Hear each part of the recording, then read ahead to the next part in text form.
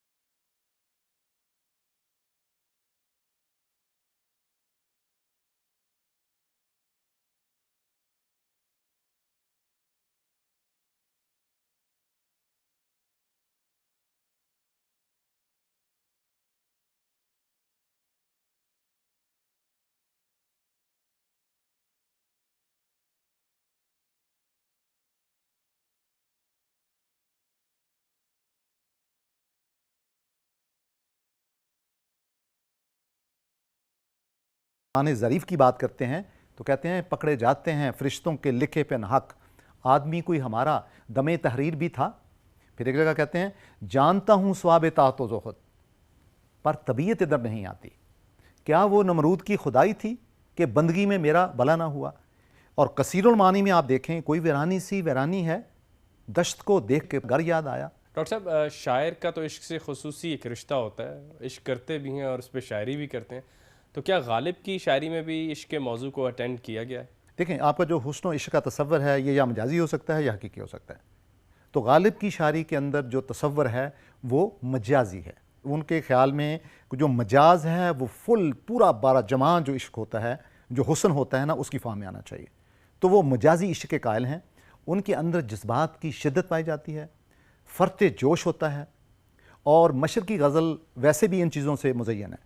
دہر جز جلوہ یکتائی معشوق نہیں, ہم کہاں ہوتے اگر حسن نہ ہوتا خود بھی. ان کے دور میں یعنی ناسخ اور ذوق شاعر تھے اور ان کے خیالات بڑے پریشان تھے.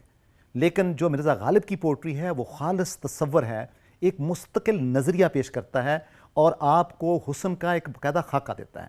لیکن ان کے اندر ایک روحانی شے پائی جاتی ہے. وہ روحانی شے ہے کہ جیسے ازلی و ابدی ہے, اس کے اندر حسن نمائی کا جذبہ ہے, اس کے اندر ظہور کائنات ہے. تو انسان ان کے لیے ایک بہترین منظر ہے. انسان مرزا غالب کے نزدیک حسن و جمیل صورت میں اس دنیا پہ واقع ہوا ہے, اور اس سے بیوٹیفل اور کوئی چیز نہیں.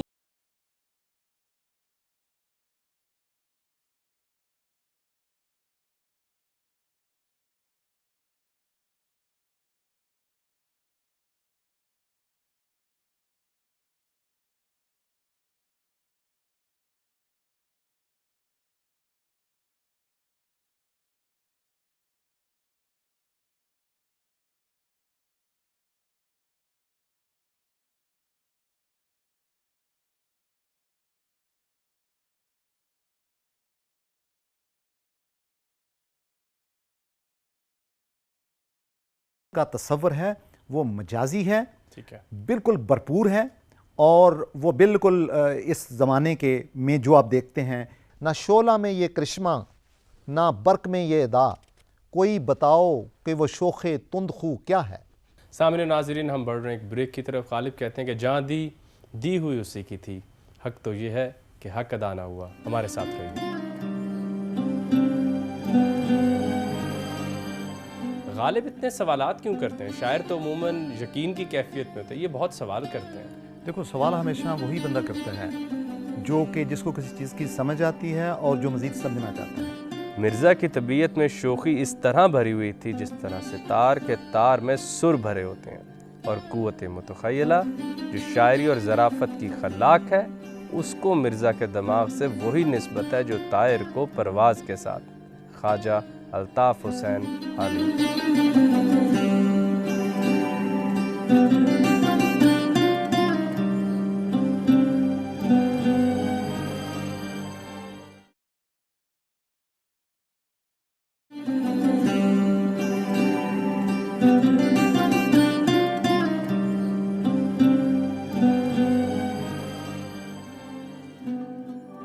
से बाज आए पर बाज आए क्या, कहते हैं हम तुझको मुंह दिखलाएं क्या। रात दिन गर्दिश में हैं सात आसमां, हो रहेगा कुछ न कुछ घबराएं क्या।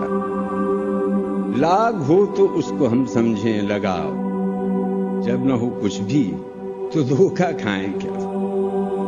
हो लिए क्यों नामवर के साथ साथ, या रब अपने खत को हम पहुंचाए क्या। सामने नाजरीन, वेलकम बैक।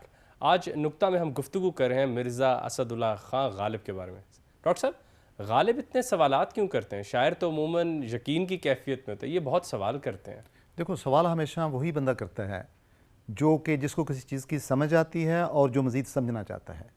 हुई मुद्दत के गालिब मर गया पर याद आता है, वो हर एक बात पे कहना कि यूं होता तो क्या होता। इस सादगी पे कौन ना मर जाए ए खुदा, लड़ते हैं और हाथ में तलवार भी नहीं। वाह।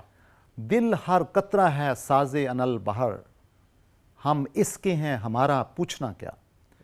फिर कब तलक के बारे में कहते हैं कि कब से हूँ क्या बताऊँ जहाने ख़राब में, शब हाय हिजर को भी रखूँ गर हिसाब में। वाह। और इसी तरह आप ज़मीर का बड़ा खूबसूरत इस्तेमाल करते हैं, जिसको ज़मीर तनकीर भी बोलते हैं। कोई वीरानी सी वीरानी है, दश्त को देखकर घर याद आया। तो गालिब कहते हैं कि नक्शे फरियादी है किसकी शौक़ तहरीर का, कागज़ी है पहरहन हर पैकरे तस्वीर का। कोई मेरे दिल से पूछे तेरे तीरे नीम कश को, ये खलिश कहाँ से होती जो जिगर के पार होता।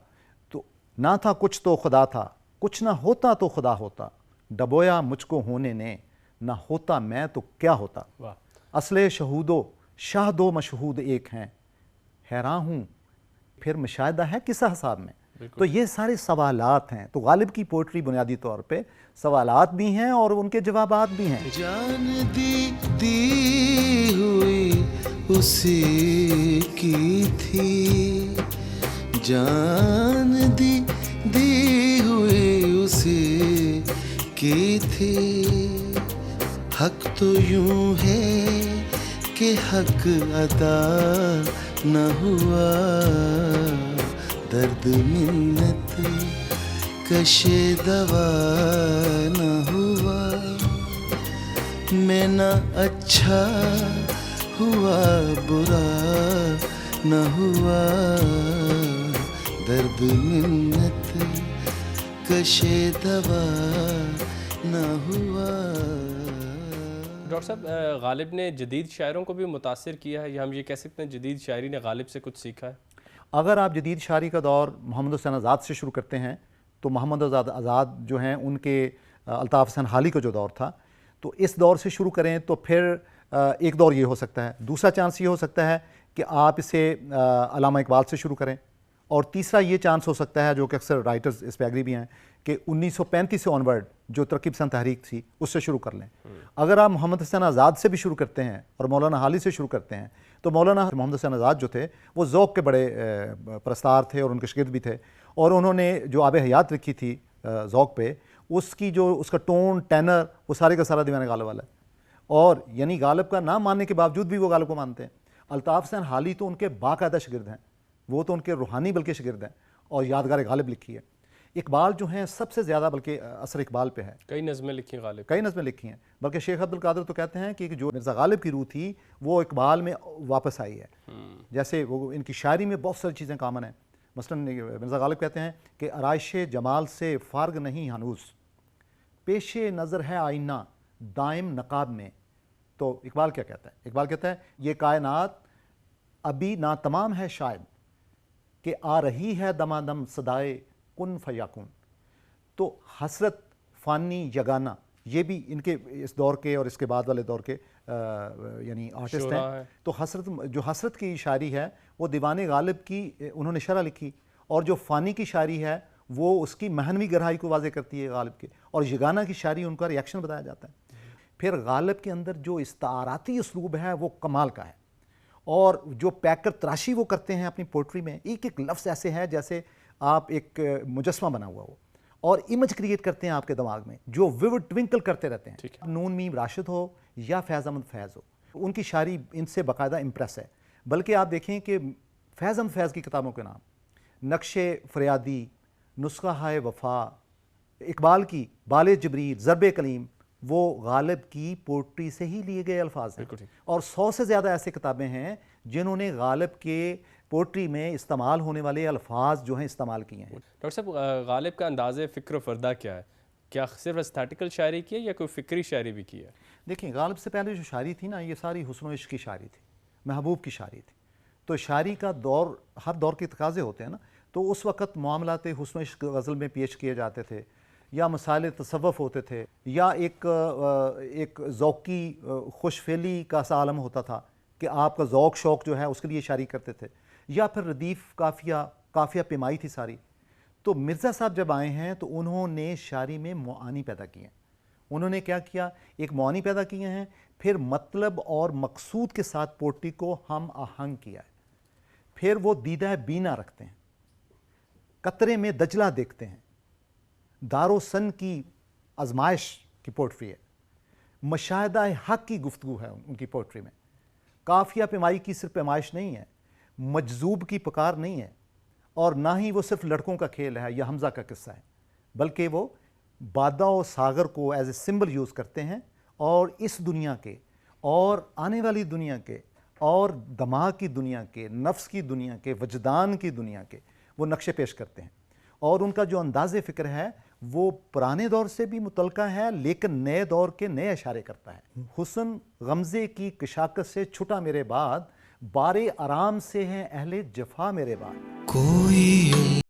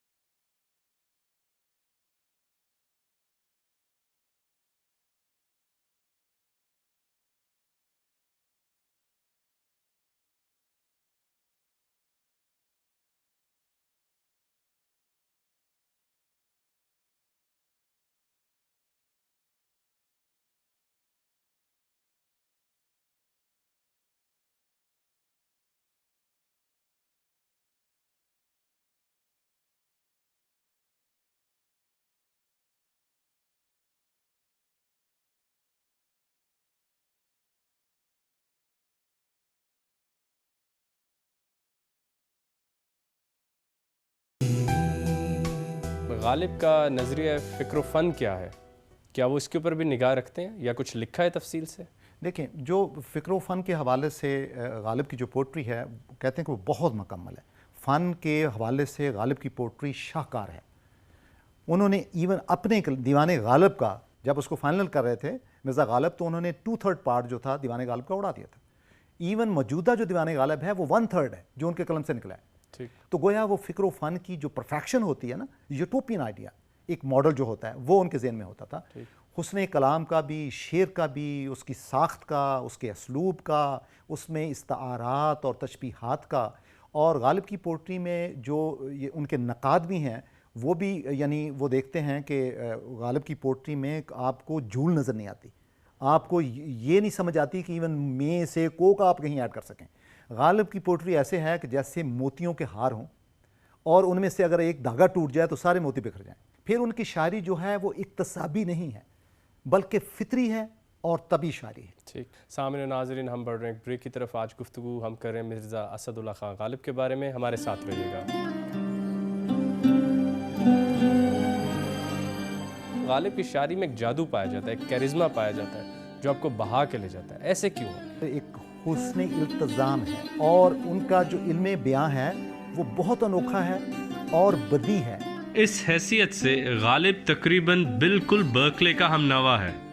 बर्कले की तरह वो भी नहायत शदोमत से ये दावा करता है कि आलम वजूद महज वहमी या ख्याली है। फ़र्क यह है कि फ़लसफ़ी को जिस अक़ीदे की तौज़ी में सदा सफ़ात और बीसियों दलाइल इस्तेमाल करना पड़े हैं, उस नुक्ते तक शायर का वजदान एक आन में पहुँच जाता है।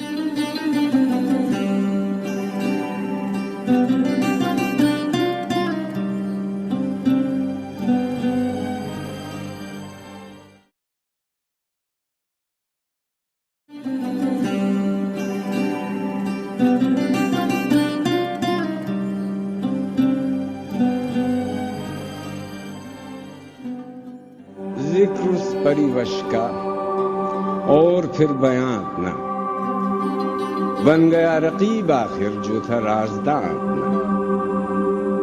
मंजर एक बुलंदी पर और हम बना सकते, अर्श से उधर होता काश के मकां अपना। दर्द दिल लिखूं कब तक, जाऊं उनको दिखलाऊं उंगलियां फिगार अपनी, खामखूं चका अपना। हम कहाँ के दाना थे, किस हुनर में यकता थे, बेसबब हुआ गालिब दुश्मन आसमां अपना। सामने नाज़रीन, वेलकम बैक। बात हम कर रहे हैं मिर्ज़ा असदुल्ला खां गालिब के बारे में। डॉक्टर साहब, गालिब की शायरी में एक जादू पाया जाता है, एक कैरिज़मा पाया जाता है जो आपको बहा के ले जाता है। ऐसे क्यों है? उसकी वजह यह है कि गालिब की जो पोइट्री है उसके अल्फाज की तरकीब और उसके अंदर एक सनत का कैफियत, सनाई होना पोइट्री की खूबी होती है कि उसकी मेक बड़ी खूबसूरत है, और दूसरा उसके अंदर एक हुस्न इल्तज़ाम है, यानी उनकी जो अरेंजमेंट है उनकी खूबसूरत किस्म का रख रखाव है, और उनका जो इल्म बयां है वो बहुत अनोखा है और बदी है। तनासब और प्रोपोर्शन पाया जाता है, बैलेंस पाया जाता है। तो बुनियादी तौर पे ये जो अल्फाज होते हैं वो खा नसर में हों और खा पोइट्री में हों, वो ऐसे होते हैं कि जैसे इंसानों की तरह हैं। तो अगर उनके दरमियान एक नज़्म ज़ब्त पाया जाएगा, वो आपस में कम्युनिकेटिव होंगे, वो अपने आप को अपनी सेंस कन्वे कर रहे होंगे, और ना सिर्फ सेंस कन्वे कर रहे होंगे बल्कि एक बहुत आला मीनिंग आपको दे रहे होंगे, तो वो खूबसूरत लगते हैं। तो जो पोइट्री है, पोइट्री हमेशा best words in best order का नाम है। तो लिहाजा मिर्ज़ा गालिब कहते हैं, हूँ ज़हूरी के मुकाबल में खिफ़ाई गालिब, मेरे दावे पे ये हुज्जत है कि मशहूर नहीं। और एक जगह कहते हैं कि बूए गुल, आप देखें एक एक लफ्ज़ का रख रखाव देखें, बूए गुल नालाए दिल दूधे चिराग महफिल, जो तेरी बज़्म से निकला सो परेशान निकला। वाह। फिर कहते हैं एक जगह कि गिरिया चाहे है खराबी मेरे काशाने की, दरो दीवार से टपके है बियाबा होना। वाए दीवानगी शौक के हरदम मुझको आप जाना उधर और आप ही हेरा होना।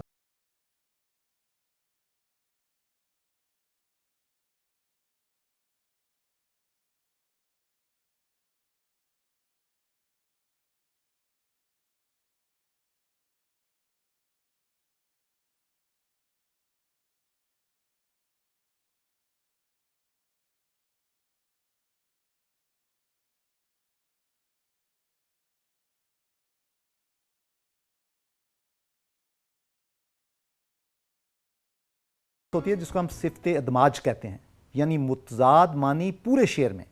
तो जैसे कि वो कहते हैं कि क्यों कर उस बुत से रखूं जहाँ अजीज़, क्या नहीं है मुझे ईमान अजीज़। ज़िंदगी में तो वो महफिल से उठा देते थे, देखूं अब मर गए पर कौन उठाता है मुझे। वाह। आप ज़रा इसके मानी पे गौर करें। हाल ही कहते हैं कि मिर्ज़ा गालिब के पास ये जो पहलूदार शख्सियत है वो बिल्कुल इस तरह है कि जैसे आप प्याज छीलते हैं तो आपको उसके एक खौल उतारते हैं, फिर अगला खौल उतारते हैं, फिर अगली तय उतारते हैं।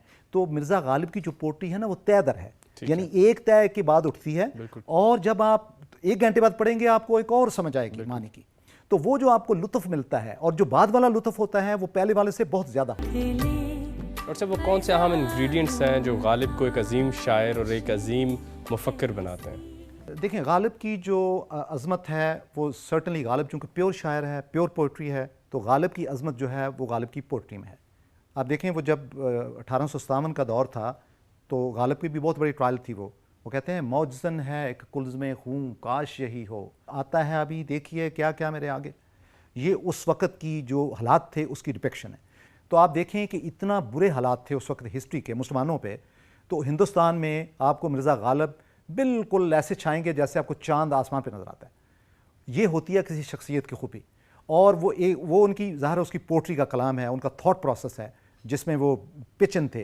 تو کلام غالب جو ہے اس کو عبد الرحمن بجنوری تو اس کو الہامی سمجھتے ہیں.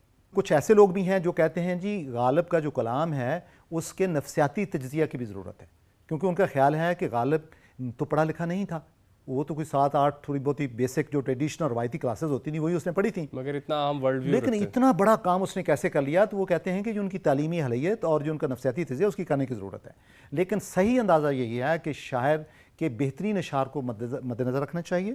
اور غالب کی تو پوئٹری جو ہے وہ تو 95% ایسے شعر ہیں جس کو آپ نیچے لا نہیں سکتے، وہ بلکہ آپ کو اوپر ہی لے کے جاتا ہے، اتنا رفت امیز ہے. ان کی شاعری میں تخیل جو ہے وہ بہت اعلیٰ مقامات پہ ہے، بلکہ اقبال تو کہتے ہیں کہ غالب کے ہاں جو تخیل ہے وہ پوری انسانیت میں، پوری مین کائنڈ کا اگر ٹیسٹ ہو کہ انسانیت کہاں تک سوچ سکتی ہے تو وہ غالب کی پوئٹری ہے.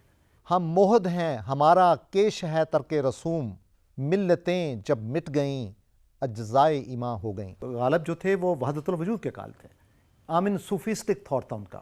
لیکن اس کے باوجود جو مرزا غالب کی پوئٹری ہے وہ بہت کمپریہنسو ہے، وہ مائنڈ کو، دل کو، دین کو، دنیا کو، تفکر کو، تخیل کو، ان ساروں کے لیے ایک تازیانہ کا کام کرتے ہیں. سامعین و ناظرین، آج ہم نے اپنے گفتگو کا موضوع بنایا غالب کو. اگر آپ بھی کائنات کو، حقیقت کو، وجود کو پاس سے دیکھیں گے تو آپ بھی غالب کی طرح کہیں گے کہ بازیچہ اطفال ہے دنیا میرے آگے.